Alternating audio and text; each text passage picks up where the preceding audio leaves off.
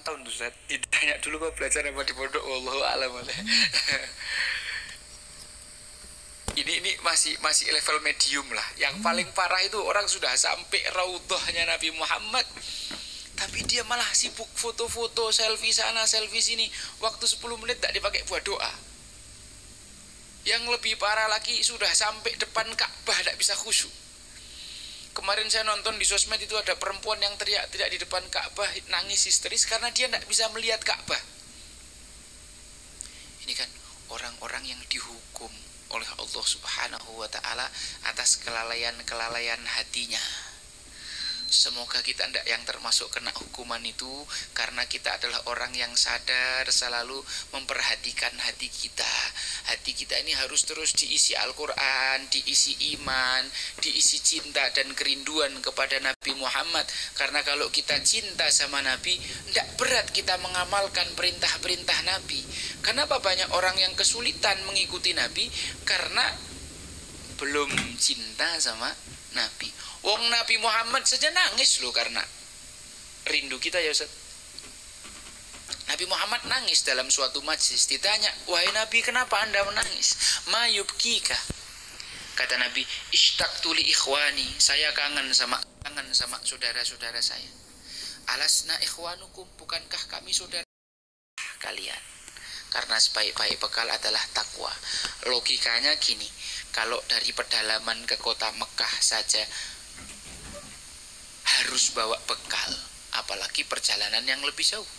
Dari Jogja ke sini misalnya, atau dari Wonosobo ke Jakarta misalnya, atau dari Wonosobo ke Tanah Suci misalnya, butuh bekal apa enggak? Butuh. Kalau orang berangkat ke Tanah Suci enggak bawa bekal itu gimana, Pak? Aneh apa aneh binti ajaib? Kalau perjalanan duniawi saja butuh bekal, maka sungguh aneh orang yang tahu dia bakal masuk ke alam barzakh tapi tidak mempersiapkan bekalnya. Tahu bakal dikumpulkan di mahsyar tapi tidak mempersiapkan bekalnya. Tahu bahwa meniti sirat itu sulit tapi tidak mempersiapkan bekalnya. Apa bekal utamanya? Kata Allah, fa inna khairaz zadid taqwa. Takwa itu tadi seperti yang disampaikan Bapak niku, Pak sinten wau Pak? Asmini pun Pak Adnan. Takwa itu melaksanakan perintah Allah, menjauhi larangan. Nah, yang ingin saya tekankan adalah Bapak Ibu, takwa itu fondasinya ilmu. Takwa itu fondasinya ilmu. Tidak bisa orang melakukan ketakwaan tanpa ilmu. Betul Pak? Tak kasih kisah supaya kita lebih memahami lagi poin ini. Ada seorang ahli ibadah yang disebutkan Habib Zain di dalam kitabnya Manhajus Sawi. Bukan cuma ahli ibadah biasa, dikatakan kana mujtahid fil ibadah, orang yang sangat sungguh-sungguh ibadah. Tinggalnya di Maroko, Maghrib. Maroko itu mana Bu? Lor Wonosobo, ngalor terus sampai Afrika paling ujung barat, berbatasan dengan Spanyol, dipisahkan dengan Selat Gibraltar ya. Nah itu ahli ibadah ini pagi siang sore ibadah, pagi siang sore ibadah. Suatu hari dia beli keledai betina. Keledai betina itu bahasa Arabnya atanun. Apa Bapak Ibu? Atanun. Ini keledai dibuatkan kandang di samping tempat ibadah, kemudian diparkir di tali di situ, tidak pernah dipakai kemana-mana, tidak pernah dipakai ke pasar, tidak pernah dipakai ke majelis ilmu, tidak pernah dipakai ternak teri, nganter anak, nganter istri, tidak pernah. Cuma parkir aja gitu. Nek cara wong Wonosobo ini beli mobil Innova Zenik tapi ditaruh di garasi, dianya kemana-mana jalan kaki. Kan aneh ya Bu ya. Sampai tetangga-tetangganya yang kepo itu nanya, ya Syekh, kenapa anda beli keledai tapi tidak dipakai? Maka dia mengatakan, inni ashtariha li uhassina biha farji. Saya beli keledai ini untuk menjaga kemaluan saya. Maksudnya gimana? Dia seorang syekh, laki-laki biasa, punya syahwat, punya hasrat seksual. Dia tahu ayat wala taqrabuz zina, jangan dekati zina. Tapi sejauh yang dia pahami, zina itu hanya dengan perempuan, Ustaz. Tapi kalau sama keledai ya menurut dia boleh-boleh aja. Jadi dia pagi, siang, sore itu ibadah, malamnya kawin sama apa? Ini bagus apa gila nih, Pak? Super gila itu ya. Kawin kok sama keledai. Tapi itu karena dia nggak tahu ilmunya. Begitu dikasih tahu ilmunya, walladzina hum li furujihim hafizun, orang yang akan mendapatkan surga firdaus itu orang yang menjaga kemaluannya, illa ala azwajihim aw ma malakat aimanuhum fa innahum ghairu malumin, kecuali kalau disalurkan kepada istrinya atau budaknya. Hari ini tidak ada budak, tinggal istri aja. Famanibtagha wara'a dzalika faulaika humul adun, yang mencari dari selain istri maka dia adalah orang yang melampaui batas. Pakai tangan misalnya, pakai anak kecil misalnya, pakai anak yatim misalnya, kan ada ya Ustaz ya yang kayak gitu ya Ustaz ya. Ada yang pakai saudara kandungnya, ada yang pakai mayat, ada yang pakai hewan, menyalurkannya kepada yang bukan istri. Itu adalah orang yang melampaui batas. Begitu dikasih tahu, nangis kejer-kejer setengah mati, ini ahli ibadah. Menyesal dia. Oh ternyata ibadah itu harus dipandu ilmu, takwa, melaksanakan perintah dan menjauhi larangan juga butuh ilmu. Dia tadi itu kan merasa sedang menjauhi zina, merasa sedang bertakwa menjauhi larangan Allah, tapi dia jatuh kepada larangan lain yang lebih buruk karena tidak punya ilmunya. Ada orang yang menyangka takwa itu hanya di dimensi fisik saja. Takwa secara zahir, ngerjakan sholat, kemudian menjauhi zina. Tapi orang lupa ada takwa dalam dimensi keyakinan yang dikodifikasi dalam ilmu akidah, di mana kita diperintahkan untuk mentauhidkan Allah, itu takwa loh. Dan diperintahkan untuk menjauhi syirik, itu juga takwa. Ada juga takwa dalam dimensi hati yang dikodifikasi dalam ilmu tasawuf atau tazkiyatun nafs. Allah perintahkan kita untuk tawadhu, melarang sombong. Allah perintahkan kita untuk ikhlas, tidak riya. Allah perintahkan kita untuk ridho, qanaah, tidak hasad dan seterusnya. Dan ibu-ibu, bapak-bapak, belajar ilmu ini tidak bisa otodidak. Baca buku sendiri boleh enggak Ustadz? Boleh, tapi setelah paham, pemahamannya mesti dikonfirmasi kepada guru. Tidak boleh orang belajar agama ini kok main otodidak sendiri, karena rumusnya gini, man la syaikha lahu fasyaitanu syaikhuh, siapa tak punya guru maka setanlah gurunya.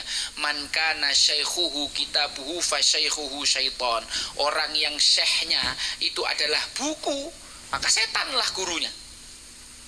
Ini ada contoh kisah ibu-ibu, bapak-bapak, tentang seorang ahli kedokteran.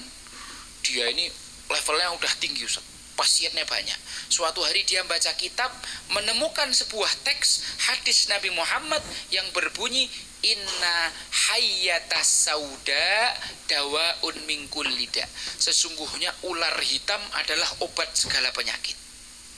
Subhanallah, pasien datang suruh nyari ular hitam, bukannya pasiennya sembuh malah pada mati. Ada yang dipatok ular, ada yang dinelen bisanya ular, malah mati ini. Ternyata setelah dicek, buku itu salah cetak. Harusnya inna habbatas sauda, jinten hitam, jadi hayyatas sauda, ular hitam. Ketambahan titik, tidak tahu kena tai cicak apa ya. Harusnya kan habbah jinten, jadi hayyah ular. Itu gara-gara salah baca titik satu, hasilnya sefatal itu. Logikanya gini, kalau ilmu kedokteran yang sekedar ngurusi dunia fisiknya manusia, belajar otodidak tanpa guru malah membahayakan, bahkan membunuh. Bagaimana dengan ilmu akhirat seperti tafsir, hadis, fikih, ketika difahami tanpa guru yang punya sanad bersambung sampai Nabi Muhammad, itu kira-kira nanti pertanggungjawabannya di hadapan Allah kalau sampai ada orang masuk neraka gimana itu? Gitu. Boleh baca buku sendiri, cuma harus dikonfirmasi pemahamannya kepada guru. Hati ketika menerima ilmu harus bersih. Seperti gelas, kalau kotor diisi air, diminum orang keracunan. Tapi harus dibersihkan dulu gelas, baru diisi air. Yang wadahnya kita untuk menerima ilmu itu hati. Kalau hati kita bersih, insya Allah airnya bisa masuk, bersih, diminum jadi air yang menyehatkan. Apa yang mengotori hati kita? Maksiat. Bapak Ibu, ada yang tahu namanya Imam Muhammad bin Idris dari Askolan? Muridnya Imam Malik. Nama Imam Syafi'i. Imam Syafi'i ini cerdasnya luar biasa. Pernah suatu hari hadir majelisnya Imam Malik di pojok belakang. Ketika Imam Malik membacakan hadis, dia itu gini,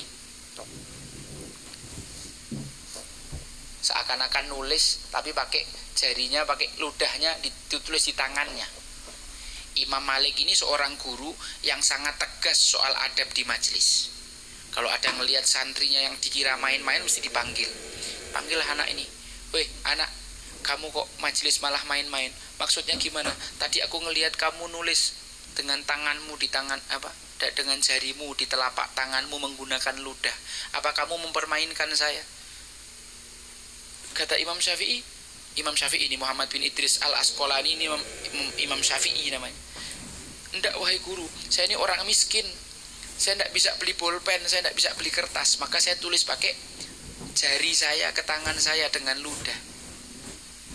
Tapi saya hafal kok semua hadis yang tadi guru sampaikan. Dicek sama Imam Malik, ternyata tidak ada satupun matan maupun sanadnya yang salah. Cuma sekali dengar beliau hafal. Maka Imam Malik mengatakan, ittaqillaha ya Muhammad, bertakwalah kamu wahai Muhammad, fa innalaka sya'an, suatu hari kamu akan jadi orang besar. Kemudian Imam Syafi'i mengatakan, wahai guru, bolehkah aku menjadi murid Anda? Kata Imam Malik, tidak ada yang boleh jadi murid saya kecuali hafal kitab Muwatta. Kitab Muwatta'nya Imam Malik itu isinya 3.800 hadis. Ulama-ulama zaman dulu tidak sembarang milih murid. Kalau mau jadi murid syaratnya berat, harus hafal 3.800 hadis. Itu kira-kira kalau mau datang ke majelisnya Ustadz Irfan ada syaratnya gitu, ada enggak jamaahnya?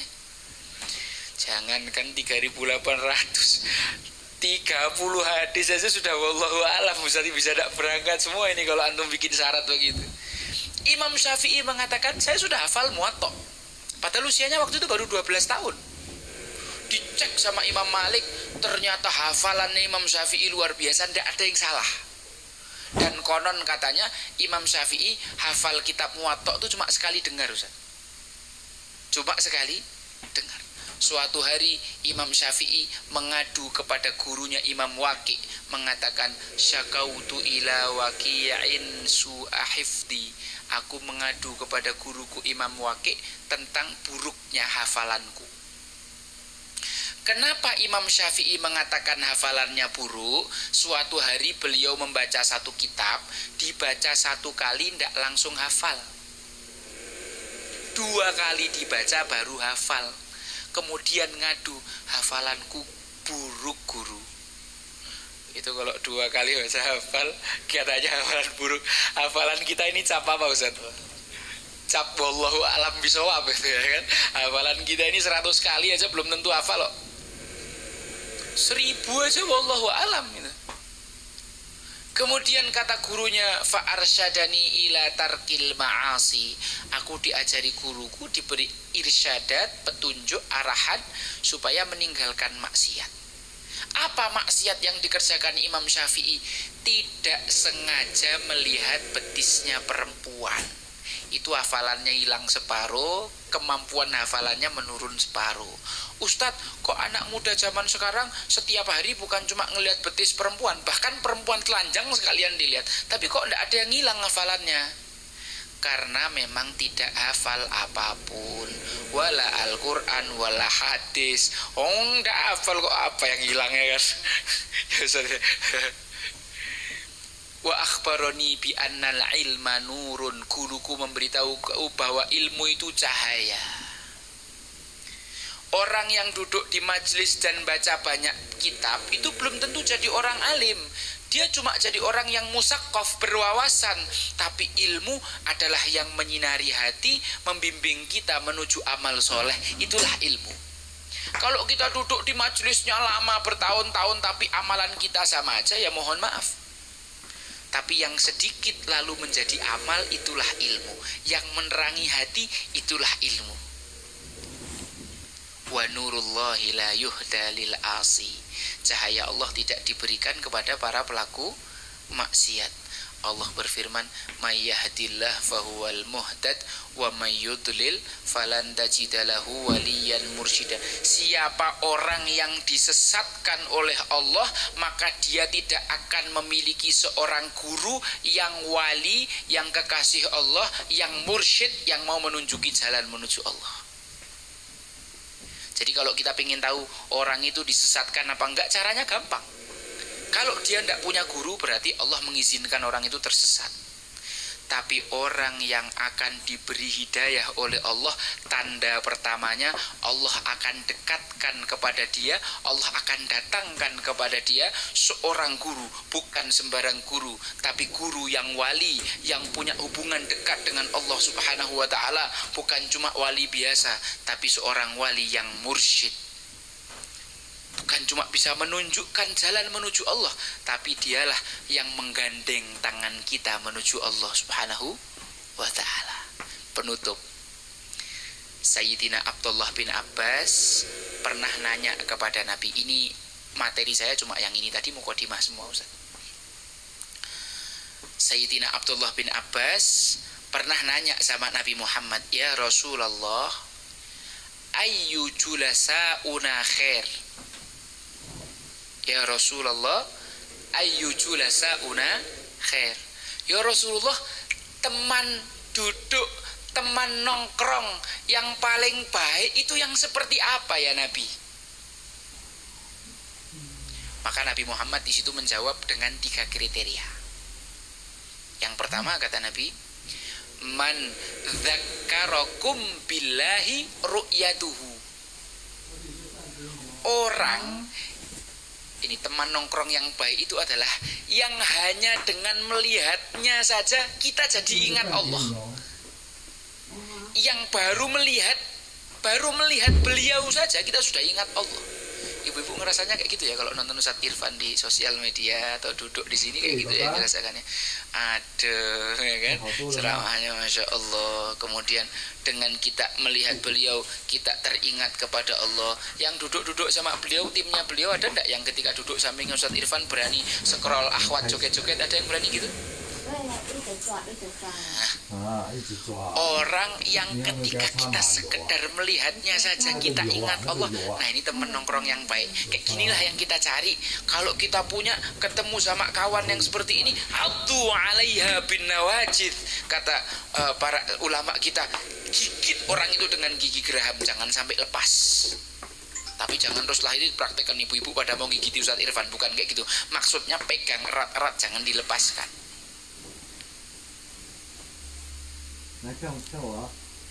Teman nongkrong yang paling baik apa? Yang dilihat saja kita sudah ingat Allah. Kalau ada seorang guru, sekedar kita lihat aja kita udah jatuh cinta, apalagi nanti kalau dia ngomong. Habib Sindan mengatakan, man la yang fa'ukalahduh lam yang fa'ukalahduh. Orang yang penampilannya tidak memberikan kamu manfaat, kalimat-kalimatnya pun sama. Yang kedua, man zada fi ilmikum mantiquhu. Temen nongkrong yang baik itu kalau dia ngomong pasti omongannya itu menambah ilmu kita. Omongannya bermanfaat, full insight. Nah, pokoknya kalau kita ngomong gimana apa bahasa bagusnya apa? Gitu ya, bener ya. Pokoknya kalau kita ngomong sama beliau, mesti kita dapat ilmu baru, mesti dapat ilmu baru, mesti dapat tambahan pencerahan baru. Ini orang yang teman nongkrong yang baik yang harus kita pegang erat-erat yang begini. Kemudian yang ketiga, waman dzakarakum bil akhirati ilmuhu. Jadi dia bukan sekedar nambah kita ilmu baru, sekedar ilmu tentang bisnis dan lain sebagainya, tapi ilmu apapun yang dia sampaikan selalu mengingatkan kita kepada akhirat. Alhamdulillah Bapak Ibu semua di sini dikasih rezeki dan nikmat yang seperti itu. Bersyukurlah kepada Allah. La in syakartum la azidannakum wa la in kafartum inna adzabi lasyadid. Kafaitu kalami. Barakallahu li wa lakum fil Qur'anil azim wa nafa'ani wa iyyakum bima fihi minal ayat wa dzikril hakim wa taqabbala minni wa minkum tilawatahu innahu huwal ghafurur rahim. Akhiru da'wana anil hamdulillahi rabbil alamin. Tsumma assalamu alaikum warahmatullahi wabarakatuh. Insyaallah tabarakallah, jazakumullah khairan jazaa Habib Ja'far, semoga dimuliakan Allah sekeluarga besar beserta tim beserta seluruh yang hadir, dibahagiakan Allah dunia akhirat, dimasukkan ke dalam syurga firdaus yang paling tinggi. Amin ya rabbal alamin. Hadirin, bahwa hari ini pun kita bersyukur kepada Allah. Allah berikan kita ilmu baru lewat Habib Ja'far.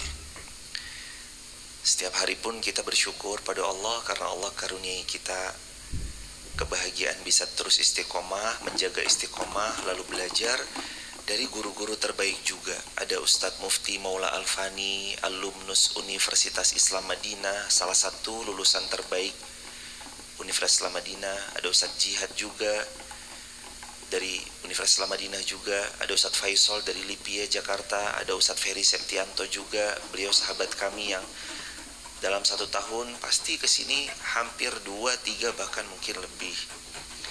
Yang sama kita sama taunya lah jemaah. Beliau datang ke sini ini sudah mengorbankan banyak. Dengan kapasitas beliau, kalau beliau mau menetap di Madinah, beliau bisa dapat yang lebih banyak. Beliau bisa dapat yang lebih besar. Saya tahu Ustadz Mufti sejak saat beliau kuliah di Madinah, bagaimana beliau di sana, apa yang beliau kerjakan, kegiatan-kegiatan apa saja, sambil bagaimana Allah Subhanahu wa taala menjadikan wasilah rezeki untuk beliau di Madinah. Ustadz Jihad pun sama, beliau semua juga termasuk Habib Ja'far. Ini Allah hadirkan supaya menguji rasa syukurnya kita. Yang beliau korbankan banyak. Kalau beliau mau menetap di Madinah, beliau bisa dapat yang lebih banyak, lebih besar. Tapi beliau memilih untuk membersamai kita di Wonosobo. Habib datang ke sini, Masya Allah, luar biasa, jauh-jauh datang ke sini subuh, berangkat jam 2 pagi jemaah. Kalau bukan atas taufik dari Allah, lalu Allah menggerakkan hati beliau berjalan ke sini sampai kita bisa berjumpa, bermuajah. Allahu Akbar walillahilham. Mungkin kita nggak bisa dapat hadiah semahal ini. Jadi hadirin, ketika hadirin nanti dibersamai gurunda-gurunda kita, Dewan Asatid Masjid Muhammad Al-Fatih yang luar biasa, nikmati itu jemaah. Banyak hal yang sudah beliau korbankan. Beliau tetap mau menemani kita, membersamai kita, mau belajar bareng bersama. Sungguh itu seperti yang Habib Ja'far tadi utarakan, la in syakartum la azidannakum. Yuk kita buka hati kita dengan penuh rasa syukur. Bersyukur Allah memberi peneman. Kalau kita nggak punya guru, syaitan nanti gurunya kita. Seperti yang tadi bilang, salah satu huruf aja, satu titik, maaf bukan huruf ya, satu titik. Yang tadinya habbatus sauda dawaun likulidda menjadi hayatus sauda dawaun likulidda. Habbatus sauda jintan hitam, hayatus sauda ular hitam. Cuma gara-gara satu titik salah hadirin. Gimana kalau yang lebih dari itu? Baru satu titik aja sekeliru, sefatal itu kelirunya, apalagi yang lebih dari itu kan. Jangan bosan ya hadirin, tuntut ilmu. Sudah hadirin Ustadz mohon izin, insya Allah semua Dewan Asatid di MAF tuh sudah bukannya mengklaim sama sekali la nuzaki 'alallahi ahada, sama sekali tidak, tapi kami melihat langsung dari CCTV Ustadz Jihad sore-sore yang datang cuma 1 orang. Tetap ngaji nggak beliau? Ngaji. Saya kan ngelihat dari CCTV yang datang 1 orang, Ustadz Jihad tetap ngaji. Ustadz Mufti tempo hari juga yang datang cuma 2 orang. Tetap ngaji nggak beliau? Ngaji. Subuh-subuh Ustadz yang rutin, beliau ini 1, 2, 3, 4, 5, 6, 7, 8, 9, 10, 11, 12, 13, 14, 15, 16, 17, 18, 19, 20, 21, 22, 23, 24, 25, 26, cuma 28 orang Ustadz. Ini pun kehadiran tamu antum. Antum ber-6, berarti 28 kurang 6. 22 udah. Yang istiqomah beliau ini udah 22 tiap subuh udah. Dari zamannya dulu cuma berdua, saya sama Herman. Bertiga, saya, Herman, Pak Waluyo. Begitu ya Pak. Paling senior beliau itu luar biasa, Pak Waluyo deh.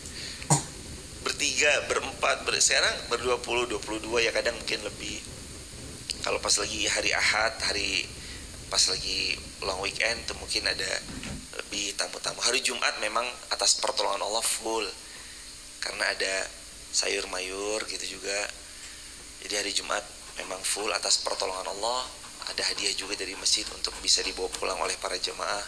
Tapi maksudnya syukuri yuk jemaah apa yang hari ini kita miliki. Ada quote kalimatnya begini, sesiapa yang tidak bisa mensyukuri apa yang dimiliki, maka Allah akan memberinya pelajaran dengan mencabut apa yang sudah dia miliki, lalu dia belajar arti kehilangan, sehingga dia baru mengerti, oh ternyata kemarin yang sudah aku punya itu nikmat ya, tapi nggak aku lihat. Ternyata tuh bisa duduk begini tuh nikmat ya, tapi saya nggak ngelihat. Ternyata diajarin salah satu alumnus terbaik dari Universitas Islam Madinah, dari Lipia, dan dari semua universitas hebat lainnya yang Allah hadirkan di masjid ini. Lalu beliau membagi ilmunya secara luar biasa untuk kita dan gratis. Itu nikmat ya yang lupa disyukuri. Itu hadirin. Makasih Habib, jazakumullah sudah mengingatkan kami selalu tentang bagaimana caranya kita bersyukur. Karena emang lagi-lagi hati ini tuh jemaah seringnya nengok nikmat orang. Betul atau betul? Tuh dia tuh. Padahal kita lupa. Yang kita punya aja belum kita syukuri, tapi kita udah sibuk membandingkan sama pihak lain. Dan kita lupa kadang-kadang nikmat itu tuh datang tuh luar biasa loh perjuangan. Beras yang ada di rumah aja itu tuh perjuangan banyak orang. Petani yang menanamnya berjuang 4 bulan lamanya. Orang yang menjemurnya berjuang, jemur gabah. Habis itu dimasukin mesin, habis itu di drop di packaging. Packaging aja ada orang packagingnya sendiri, ada orang yang bungkus-bungkusin. Drop ke satu toko, belum lagi nanti tokonya ngantri. Itu tuh banyak tangan loh nikmat itu sampai. Jadi banyak pengorbanan. Kita dari rumah nyalain TV, setel live streaming. Teman-teman dari handphone tinggal nyalain, terus di live streaming. Wah itu nikmat luar biasa. Jangan sampai nanti kita dicabut baru kerasa, ya Allah, ternyata kemarin yang sebelum-sebelumnya itu nikmat luar biasa. La in syakartum la azidannakum. Banyak bersyukurnya, nanti kita banyak ditambah nikmatnya. Jazakumullah khairan jaza Habib Jafar. Jazakumullah khairan jaza hadirin semua di Masjid Muhammad Al-Fatih. Jazakumullah khairan jaza juga di TikTok, YouTube, Instagram, dan Facebook. Semoga semua yang menyaksikan dihadiahi Allah rezeki yang berkah berlimpah, keluarga yang sakinah mawaddah warahmah, anak cucu keturunan sampai hari kiamat yang bertambah kian salih salihah, hidup kita dengan iman baja yang istiqamah. Allah takdirkan kita bisa ke tanah suci Makkah Madinah. Allah takdirkan kita juga bisa untuk wafat di tanah suci Makkah atau Madinah, wafat dalam keadaan yang husnul khatimah. Allahumma salli ala Sayyidina Muhammad wa ala ali Nabi Muhammad. Allahumma ashhadu bi anni annaka antallah al-ahadus samad lam yalid wa lam yulad wa lam yakul lahu kufuwan ahad. Rabbana taqabbal minna innaka antas samiul alim wa tub alaina innaka antat tawwabur rahim. Rabbana hab lana min azwajina wa dhurriyyatina qurrata a'yun waj'alna lil muttaqina imama. Rabbana atina fid dunya hasanah wa fil akhirati hasanah wa qina adzabannar walhamdulillahi rabbil alamin. Hadirin sekalian, izin mengumumkan bib sebentar. Teman-teman TikTok, YouTube, Instagram, dan Facebook, insya Allah biidznillah pelan-pelan kita juga turut akan serta membebaskan lahan yang insya Allah kebermanfaatannya itu akan digunakan untuk para penghafal-penghafal Quran dan banyak amal soleh di atasnya. Hadirin bisa langsung ke Bank Muamalat 509001966 atas nama Sekolah Hafiz Quran Masjid Muhammad Al-Fatih. Diulang 509001966 untuk pembebasan lahan. Insyaallah akan bebaskan lahan dalam waktu dekat dan nanti akan digunakan untuk kemaslahatan para penghafal Quran, kegiatan-kegiatan positif, amal salih dan yang lain. Untuk pembebasan lahan ke nomor Bank Muamalat 509001966 atas nama Sekolah Hafiz Quran Masjid Muhammad Al-Fatih. Dan hadirin, dibuka peluang jariah yang luar biasa, membuka puasakan orang lain serta turut andil kegiatan Ramadan dan mensupport segala yang berkaitan dengannya. Untuk khusus membuka puasakan dan support kegiatan Ramadan, bisa langsung ke Bank Muamalat 50900180444 atas nama Masjid Muhammad Al-Fatih. Tidak ada nomor rekening pribadi. Sekali lagi kami ulang, tidak ada atas nama rekening pribadi yang untuk support buka puasa. Kata Nabi, siapa yang membuka puasakan orang lain, maka dia panen pahala orang yang berpuasa. Kalau kita buka puasakan 10 orang, kita panen pahala 10 orang. Jadi ini kabar baiknya buat perempuan yang sedang berhalangan tapi tetap mau panen pahala orang yang berpuasa. Caranya buka puasain orang. 1 orang, 10 orang, 100 orang, buka puasakan orang. Dan dikasih keterangan konfirmasinya di 085174456070 ke admin masjid. Konfirmasi ke sana agar nanti dikondisikan. Ini untuk Ramadan ya, atau dengan kode transfer belakangnya 003. Begitu ibunda, ayahanda. Mudah-mudahan ini semua jadi jariah buat kita bersama. Alhamdulillah amal jariahnya ayahanda ibunda, terima kasih banyak. Sudah selesai masjid ini sejak tahun lalu 24 Mei 2024. SD-nya sudah berjalan mau 3 angkatan. STDI Sekolah Tinggi Dirasat Islamiyahnya sudah jalan mau 2 angkatan.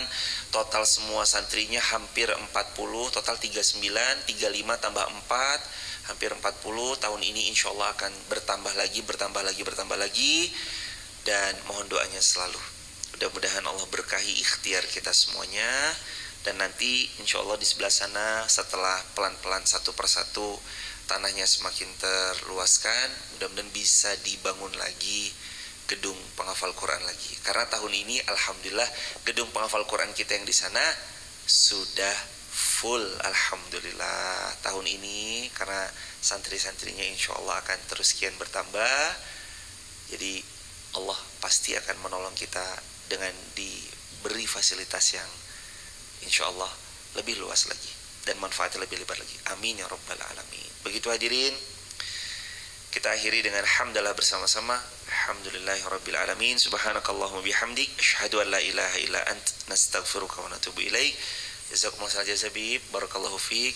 Assalamualaikum warahmatullahi wabarakatuh.